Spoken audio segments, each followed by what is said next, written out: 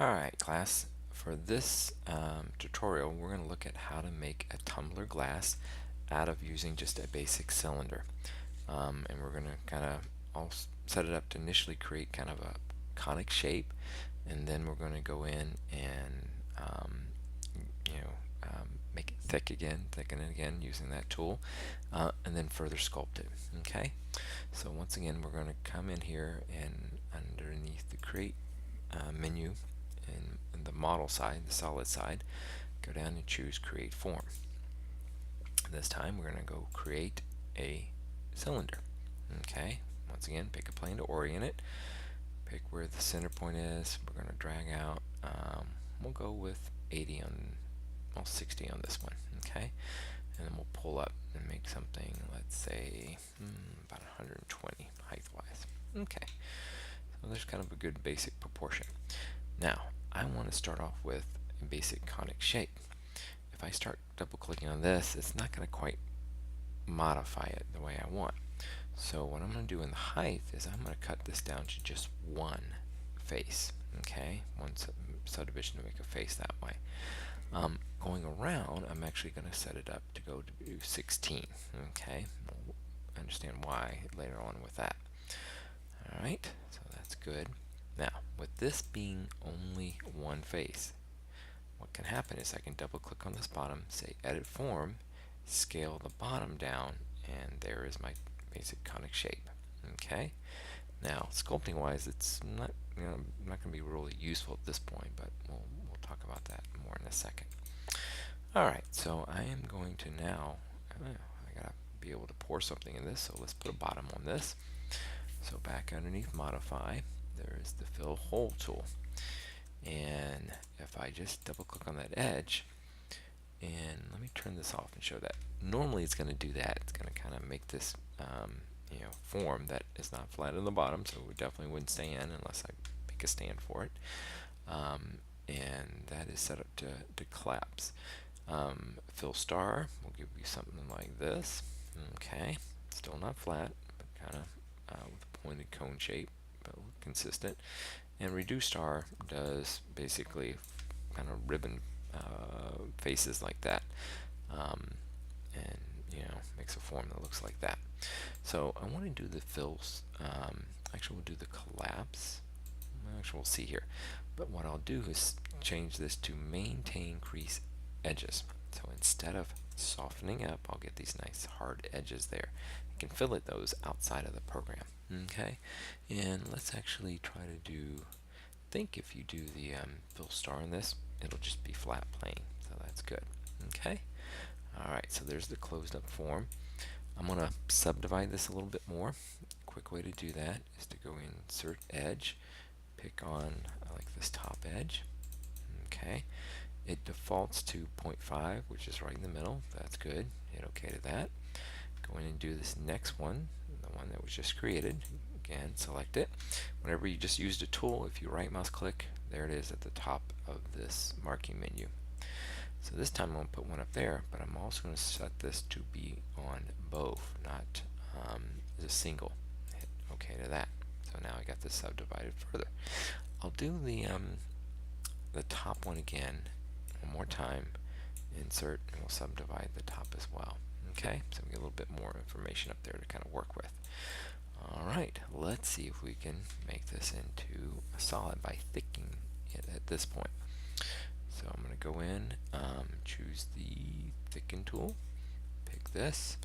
Now I'm going to set this to go relative to the normal. Okay, so it should go inwards with that. And soft corners. Let's see. Pick that again. There it is, the little bug. It wasn't showing up the thickness there. And I can either go inside or outside. I'll go inside. That's a negative value. So maybe about minus point, let's see, 5. And we'll go with that and see what it looks like. Alright, hit return. There's our basic tumbler glass. Okay, now let's look at the form that we came up with cross-section wise before we do anything else. So underneath the inspect menu, do select section analysis. Got to pick a reference plane, so I'll pick that one. Okay, Notice this is, at this point, just these outside edges. And actually what we'll do is go convert this real quick and see if it'll make a solid at this point. Okay, so I'll turn off that analysis. I'll say finish form and click down there, open up bodies, and sure enough it's a solid. Good. Kind of soften it up a little bit. Alright, back to, and just to show you, I'm going to modify. If I do fillet, I can pick that bottom edge and give this kind of more softer edge if I need to at that point. Okay, now I got to be careful because I'll run into the other inside edge and that won't be allowed, so I won't worry about that right now. Alright, back into edit the form again. So this time, once again, I'm going to go through and pick like these rows here, and I'm going to pick just the vertices, and unfortunately, once again, this has just got to be kind of a tedious pull through it, so I'll pick like let's say those 4, and I'll do every other one. Okay, this is a good, oops, I don't want to pick a point, I just want to pick an edge. Alright, so keep going through. Probably should stop the video and come back, but we'll just go through this. We're almost there, about halfway. Okay, keep tumbling around. Pick that edge. Alright. Now, there's a good reason to do all this. I'll explain here in a second. Almost there. Alright, awesome. Every other one. Okay. So I will now, once again, make a selection set. Right mouse click, create selection set. So I can easily get back to this. Okay. So here's how I'm going to sculpt this one. Right mouse click, say edit form. I'm going to scale these out to start off with. Okay. Notice when I do, it kind of creates a puckering effect like that. Okay. It also went upwards, which I don't like. I can't drink out of something like that, that's for sure. So let's undo that. Control Z. Instead, what I'm going to do before I try to sculpt this, because basically my point being in the center like that, it will always sculpt upwards and downwards from that. Okay, if I do that proportional scaling. So I can try. Let's see if we can actually try that scaling right there in that plane. Okay, actually that works. Keeps it pretty much planar along the top. It does change the thickness a little bit. Okay, so we'll go with that. I'll pull this down a little bit so I can kind of make it softer edge again, because what I want to do now is use this rotate option here. Okay, so I scaled it out in that plane, I pulled these down, and now watch what happens. I grab the rotate and pull them around. I twist them.